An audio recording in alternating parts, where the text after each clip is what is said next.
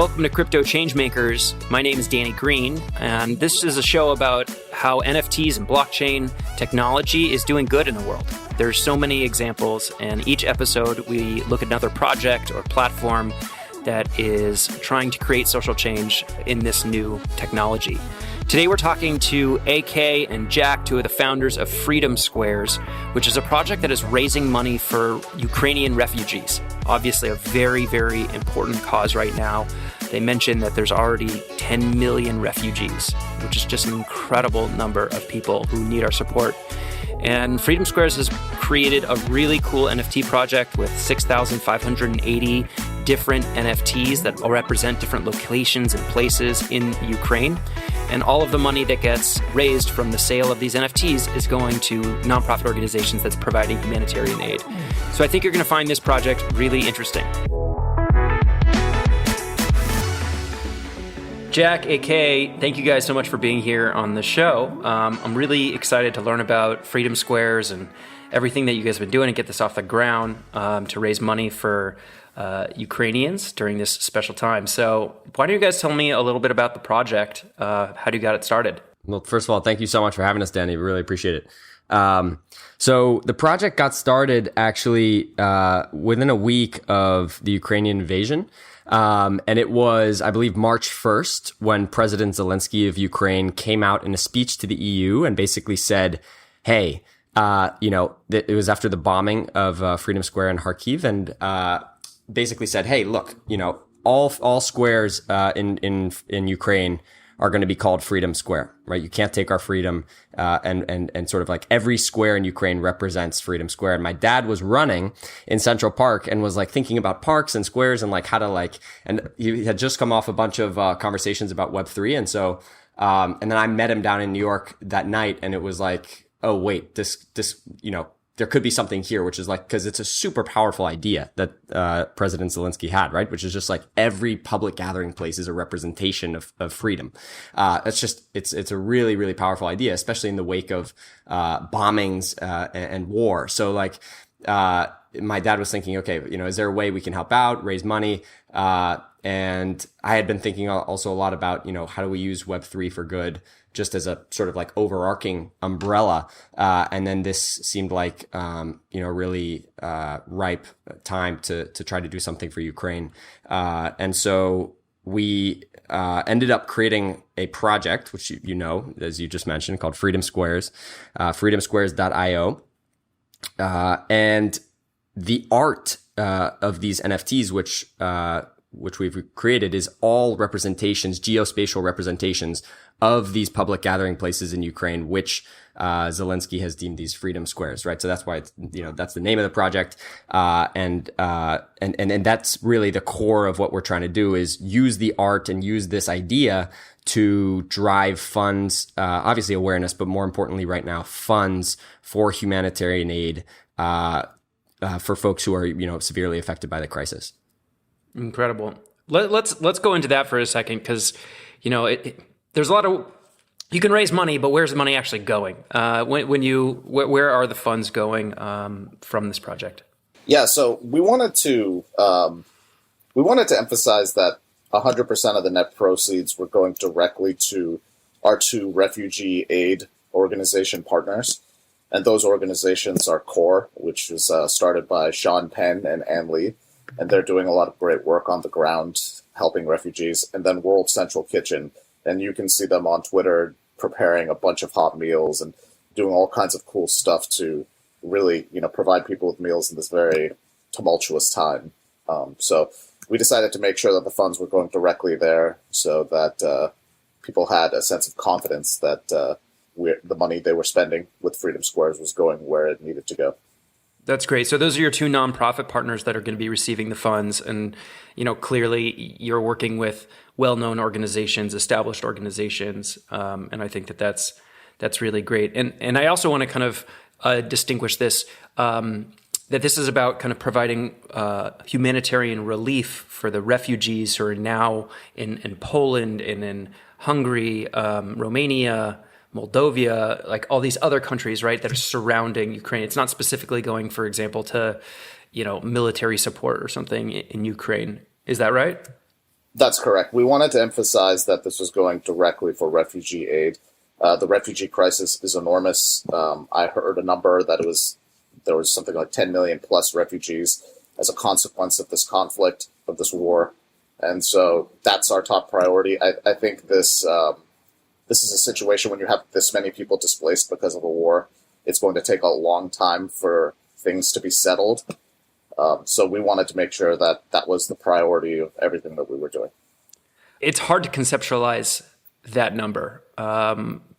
You just mentioned 10 million people. Last I checked, there was like 4 million people in Poland alone. This is just crazy. I mean, that is so many displaced people who have left their homes and kind of start a new life in a country that they did not grow up in, at least until they potentially can come home. But who knows if that's ever going to happen. I can't even begin to fathom the amount of aid that is necessary to help support these people during this transition. Yeah, I mean, it's a tremendous human tragedy. That is a lot of people displaced from their homes, from their way of life, from the schools that they go to. And these things can take years to resolve themselves. I mean, I was reading a book recently. It was called Post-War by this professor named Tony Jute. And the first chapter, he talks about how refugees from World War II, some of them weren't even resettled all the way until 1957, and that war ended in 1945. So, this is going to take a while to resolve itself, and we're just trying to do what we can in the process to make sure that these are our priority, our concerns are prioritized on these refugees. Yeah. And in some ways, these are the lucky ones who are actually able to escape the war zone, right? And that's also just incredible. I mean, this is a cause not just specifically around, the crisis that's going on in Ukraine in this area, but just the idea of refugee support is something that really matters to me. Actually, one of my first projects in Web3 was to create a charity collection to support the nonprofit organization called Choose Love, which is a global nonprofit that supports refugees, specifically kind of in Europe and on the U.S.-Mexico border. And, I had 25 artists who contributed, artists who come from all over the world. It was really important to me to have somebody representing every single continent, right? Because the refugee crisis is a global issue. And so, the fact that you guys jumped in right away with this major crisis, not even knowing at the time, how large of the scope it was going to be in order to do something kind of to raise money for the funds, I just think is really, really exceptional. We wish we could have been faster to it, and we're trying to do as much as we can. So we'll see how this drop goes. But, as like you said earlier, there's really, it's just hard to fathom quite the extent of what's going on in Ukraine. And,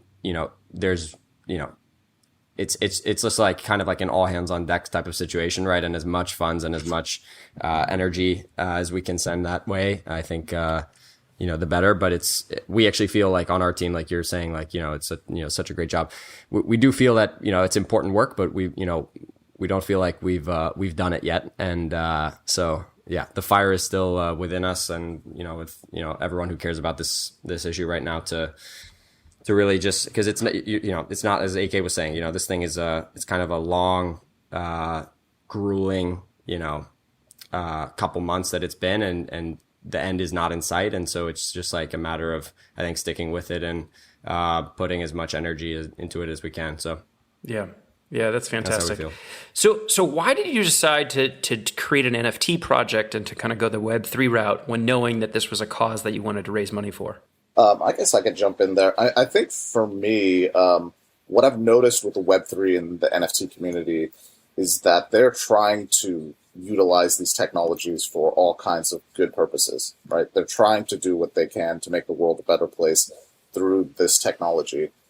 And for us, we want to really tap into that energy. We want to tap into people who want to help other people around the world and use technology creatively in the process. And so from my end, that's definitely a great place to start and a great place to begin thinking about how we can, do something unique to provide aid.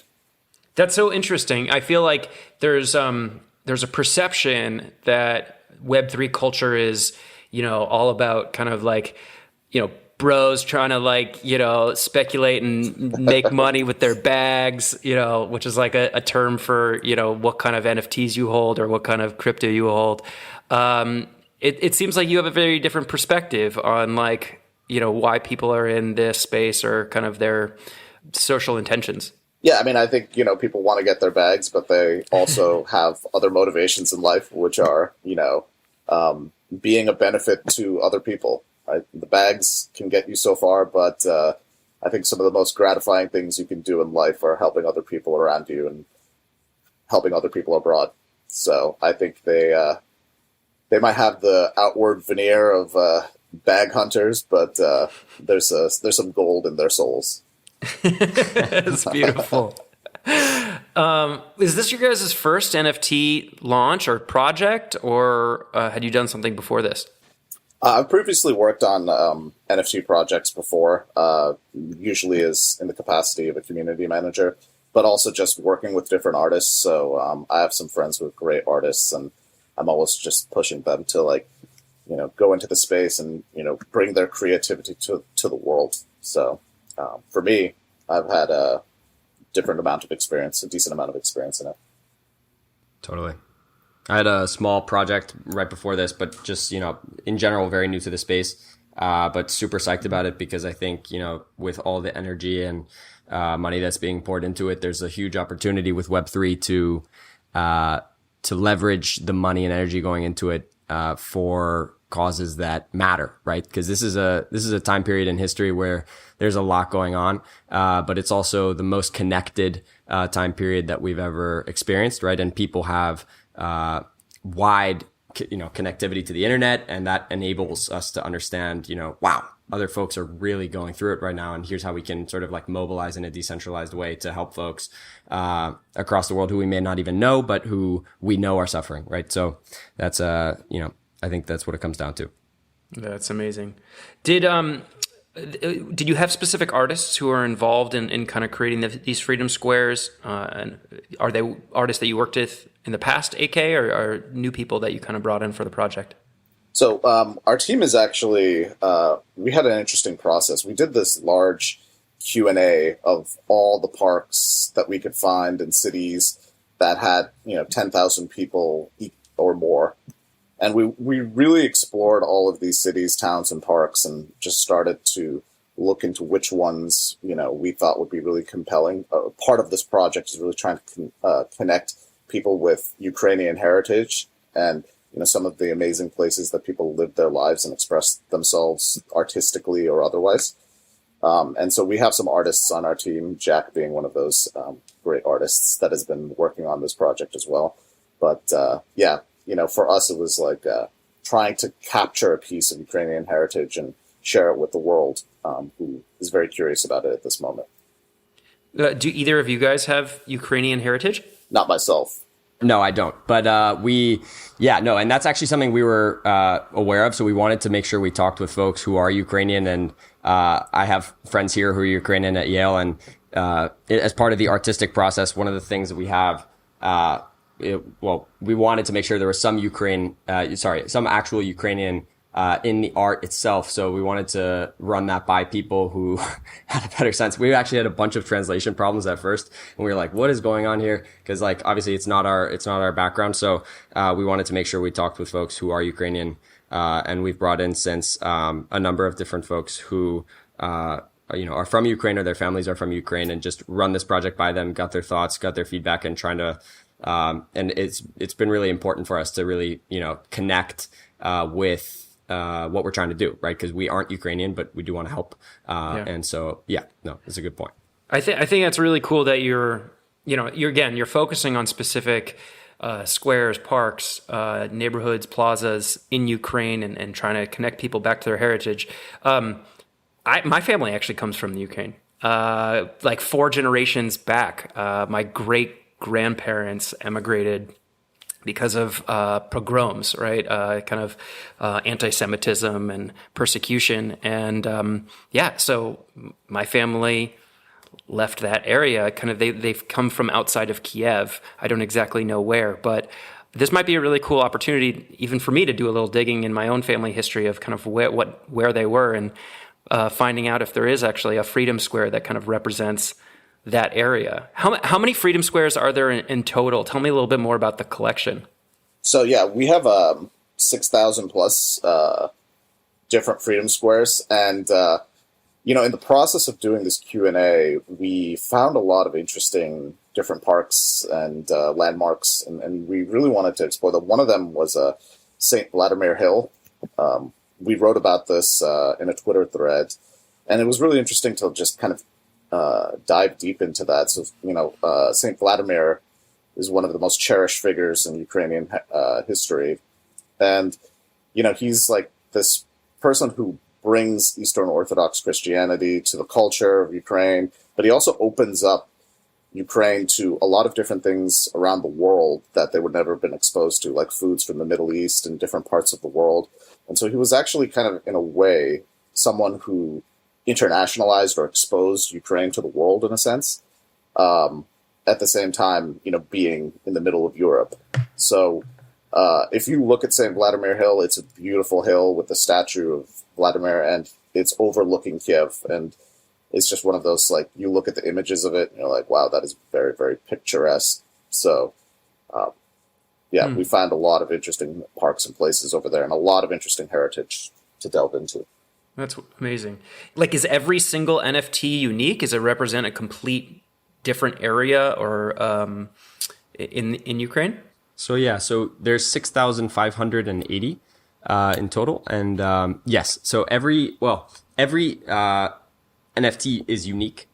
Not every NFT represents a different place, though, because we do have for each place four artistic themes that we wanted to represent aesthetically different colorways, but also represent different virtues and values that are important in this conflict, certainly, but just in humanity's pursuit of living harmoniously in general. And those four values were liberty, courage, peace, and truth. And so each square has all four themes. And there's a collection mechanic built behind it. So if you collect all four of those themes, then you get a very special and rare guardian version, is what we're calling it, of the square that you've collected, which is a representation of all four of them put together. And so there's sort of like a little bit of a collection mechanic that's gamified there to incentivize folks to dig in the aftermarket, and again, all in the spirit of raising as much money as possible. But that's I think what we were trying to do was how do we build out? We don't just want to have we really wanted to maximize the number of NFTs, right, so that we could maximize the number of the amount of money that we raise. So that's, part of the reason with the themes. And then also we just thought, wow, there's so many, beautiful ways to represent these parks. And we wanted to use the colors of Ukraine in creative ways. And so that's how we ended up deciding to use them. That's really cool. In creating this kind of the Guardian NFT, which is the combination of the four different values, is that kind of airdropped as a certain date, or do you burn? Is there a burn mechanism for the other four? How does that work? Yeah, so it's an airdrop. Exactly. Cool. It's an airdrop, and it's you have to verify that you have ownership of the four, and then from there you can access this Guardian NFT. Oh, that's awesome.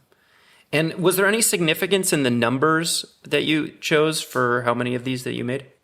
Yeah, totally. So the number of, there's also, I forgot to mention, and this is, ties into your question. There are 360 rares, in the collection that have Easter eggs, sprinkled through the collection. And the 360 is a representation of the number of cities in Ukraine that have above 10,000 citizens. So the major cities in Ukraine. But yeah, AK, I don't know if you wanted to jump in here as well. No, I think you explained it quite well, actually. Okay, cool. Yeah. That's really cool. And then the The squares themselves, was that kind of something you got from like looking at Google Maps or something like that? Or was there other kind of source material you were looking at to create these pieces of art? Yeah, so we were using, we had a really talented engineering team that was able to compile geographic data using algorithms, and they were able to identify different places that were actually parks or just places that people gather, whether it's a monument, whether it's even some sort of like stadium, and we were able to identify those places, and that engineering team then delivered, was able to also create assets using an algorithm that would synthesize those parks with art that we created as well. So, trying to mix the tech with the art side. Back to your point about, what's the idea behind, is there any special thing about the 6,580? We kind of just tried to, identify as many places as possible that were meaningful places of gathering, and each place was by hand curated to say like, okay, this is a reasonable place, or this is not a reason. We had to go through, and there were a lot of erroneous places that we had to dive through and sort out.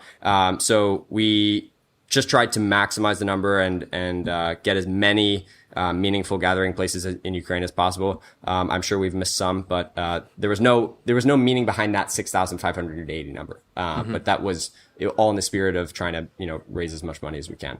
Yeah, no, a lot of thought and energy was put into really representing Ukraine through this project, right? To actually get people thinking about these places that exist, and now all of these refugees kind of had to leave. And I think that that's a really special component of the project. What's this? If I can just add to that quickly, all of these NFTs were touched by human hands, and these weren't randomly generated. We spent a lot of time learning about these landmarks and monuments just so we could make sure that we had something that was important, that would really connect audiences and people who purchase this NFT with these monuments, landmarks, and town squares. So it was a very hands-on process, and a gratifying one at that. Incredible. How are they being sold? So right now we have an auction up on our website, and we've successfully sold 2 auction packages, so that has been fantastic. And then we are going to have an early access list, which we have up, and we have a couple different projects working with us as well on that. And we have a link to our early access list on Twitter, so you can join that if you like what we're doing, want to partner up with us, and get in early. And then we're going to have a drop a couple days after that. So that's kind of the schedule that we're on. That's great. And so, so the auction packages, it includes a number of different NFTs, right? I guess 6 different NFTs plus an IRL physical component to this art. Can you explain that piece too? Totally. Yeah, no, happy to. So the IRL the IRL aspect is very important because there's a company that is called Displate. And it is based in Poland, and we thought that because so many refugees are in Poland, it would be a fantastic partner to sort of represent in a physical capacity. They make really, really cool metal posters, and they put a lot of craftsmanship into that. And so we thought, this would be an excellent partner to sort of visualize for people the NFT that they've gotten. And if you do buy an NFT, you unlock the ability to buy one of these custom, unique displays that are essentially only accessible to you, the NFT holder. So that's something that was really incredible of them to be able to do, right? Because it's a one of one, so it's a sort of like a very special thing. And so folks who do have access to, or who partake in the auction or partake in the mints will have the access to folks in the auction will actually receive the NFTs by mail, and then folks who participate in the early mint or in the main mint will have access to purchase one of these special displays. And there are also some that are available to the public, regardless of if you partake in the mints or not. And those will be Freedom Square in Kharkiv, as well as Independence Square in Kyiv and Freedom Square in Mariupol. And those will be available in all of the colorways to anyone, to the public, regardless of your status in the mint. But it's a really cool project because what they've done is they've agreed to donate 100% of the money generated by these displays to Polish Humanitarian Action, which is delivering aid as well to Ukrainian refugees who are in Poland. So I thought it was really, really cool. We all did as a team that these guys are willing to do that. And yeah, just having an IRL component to any NFT project, I think is always a cool thing. It's like a fundraiser on top of a fundraiser. I mean, that's so cool the way you're doing it. These disc plates, are they small? Are they just like a couple inches by a couple inches, or is it large? Do you know about the size? How big these are? Yeah, they're big. They're big. I think the small ones I think are around this big. I wouldn't give you for audio, that's audio tough. here. For audio purposes, this is tough. I do think the small ones, a foot and a half or something, a foot and a half tall by a foot wide, something like that. The big ones are quite big. I think maybe even multiple feet, but the small ones I think are certainly bigger than like an 8x11 inch sheet of paper. I don't know if that's a helpful metric. They would make a great conversation piece in your living room. There you go. Okay. Totally. That's incredible. And I just think it's also so interesting. It's called displates, right? Kind of playing off of the idea, think of a plate, because this is like a metal plate. But it sounds so similar to displace, which, actually really is tied into kind of the concept. I don't know if there was any intentionality around that, or it just kind of... Whoa. Hey now. There you go. Danny the wordsmith. That's incredible. It is interesting that, this project also started as almost, one of the metaphors of this project is the Berlin Wall. And, one of the founders, John, Jack's dad, was actually at the Berlin Wall when it was coming down. But interestingly enough, that wall, it symbolized a dividing line between East and West, and it later on became this canvas where people were painting and expressing themselves all across the wall. And today, you see people purchasing, some of the art that was on the Berlin Wall. Yeah. And, it's kind of a metaphor that led into some of the things that we're doing now. Like, where were you during this time of crisis? Like, or do you have, we wanted to make sure that people had, a moment in history, and they were able to capture it and have that as something that they can remember, in their living room or wherever they decide to place their display. That's really special. I have a lot of conversations with people about, do your NFTs just live within kind of the digital realm, or do you print them out, or in some ways create some sort of physical representation of them? And, I've heard both answers, right? There are the minimalists among us who kind of want to not have much stuff and, right, kind of just use this in your digital life. And then there are others that really are so connected to this that they want to have it be represented in their physical spaces as well.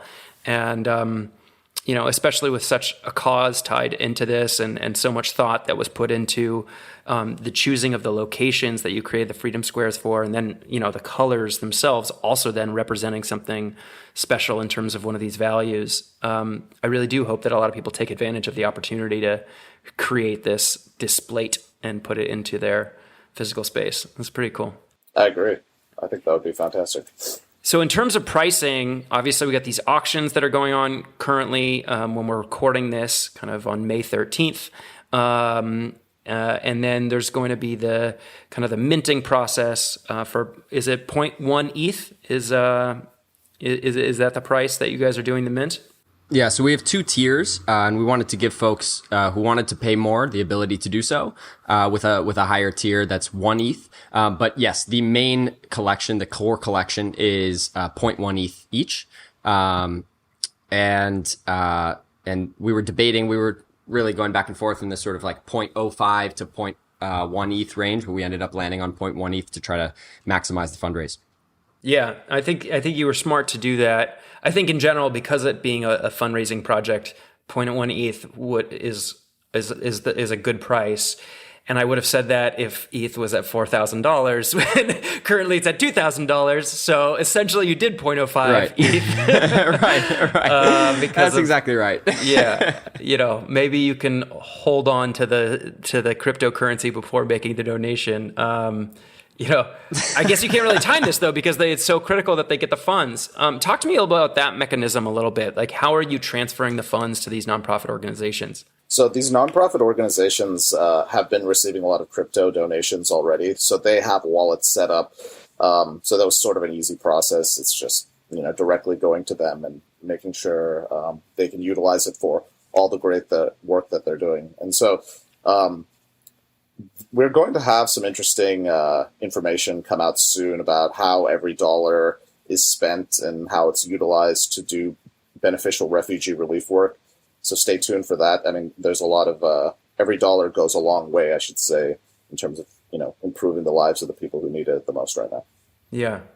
So you have kind of all the money from the mint is coming into your wallet, and then you'll be making a donation from your wallet to the nonprofit organizations. They're not actually like built into the smart contract or anything like that, right? So for this, we will take a little bit for the taxes. So we need to make sure that sales taxes are taken into account. But should that not be an issue, those are just going straight into the wallets of our partner organizations. Amazing. Yeah, we are zero people on this team are making a dime out of this, basically. Yes, it's a pro bono effort. It's incredible and so special. And you mentioned those kind of like higher tier items, the special edition ones, and you created a visual representation for that as well. It looks like, kind of all the colors are represented in kind of an animation for those special edition NFTs. And, I hope that those really stand out and have their own kind of higher tier value in the secondary market as well, that can continue to create. Do you guys have a royalty built into this as well for secondary sales?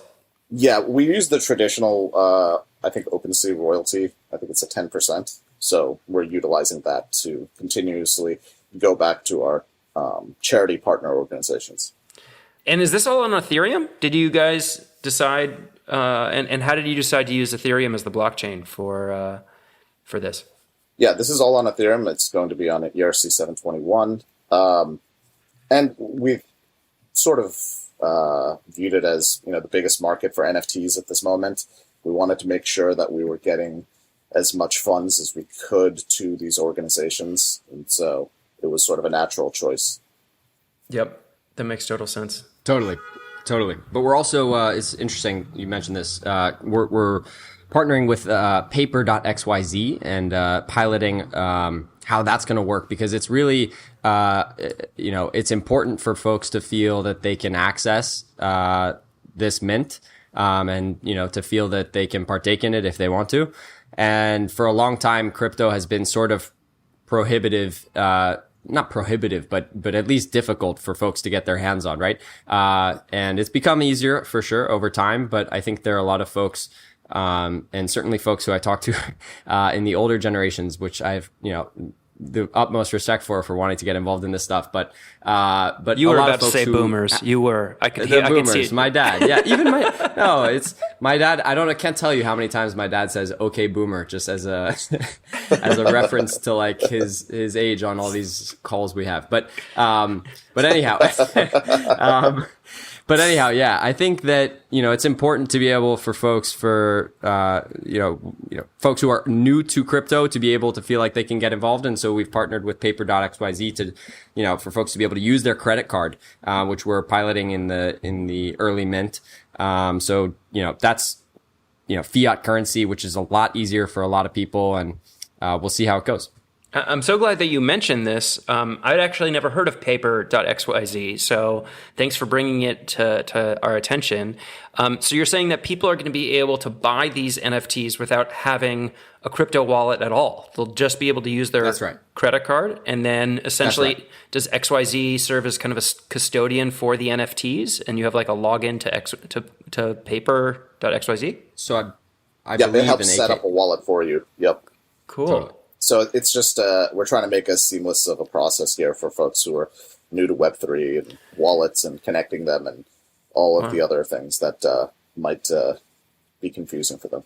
Well, I mean, this show is not financial advice, but it is an invitation to do something meaningful in the world of NFTs. And so if you've never bought an NFT before and you're, still a little nervous about crypto wallets and kind of how all that works and getting Ethereum, ETH, here's an easy way, right? For you to get an NFT and to donate to a good cause. We've talked about donations in the past. This actually isn't a donation, a tax-deductible donation, right? This is a purchase of a good, and the money is going to a good cause. But I think that's, an important thing for us to also mention when people are thinking about making donations. For sure. Absolutely. All right. Well, I hope people find it. Okay. freedomsquares.io. Also, you can find you guys on Twitter. You guys have set up your own Discord as well, I guess, for people to kind of learn more and chat and to kind of build community around this cause. Incredible work. I love that you guys got this going so quickly. I mean, it's obvious, a ton of work has been put into putting together a project of this quality, and you guys have done it quickly. And I really hope that a lot of money gets raised to support all of these refugees that are in these countries. So very well done, guys. Thank you. Thank you so much, Danny. And I just want to give a quick shout out to everybody else who's worked on this project. John, Selena, Josh, Erica, James, Mark. Am I missing anybody? Jack? Zach, absolutely. Zach. Julie. Yeah. Julie, yeah. Erica. Yeah. No, Erica, just a total stellar team. Can't be done alone, right? It takes a team to put something like this together. So thank you to all the people who are involved and to all the collectors who end up making a meaningful contribution for this cause. So thanks, guys, so much for being on. Appreciate it. Thanks, Danny. Cheers. Thank you for having us.